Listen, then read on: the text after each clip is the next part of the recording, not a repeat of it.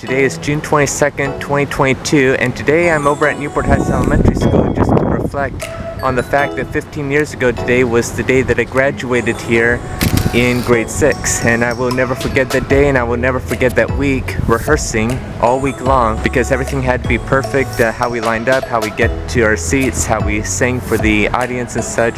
So I just had to come back on this decade and a half anniversary just to reflect. I mentioned this school 19 times I believe in this book, and the library has an autographed copy of this book, so I'm very appreciative of the 4 years that I spent here.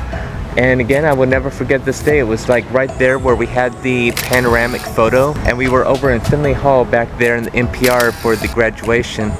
And yeah, it was packed. A lot of people were there. Family and friends of mine were there. And here's something that I've never told anybody. Well, I have told people, but not publicly, you know.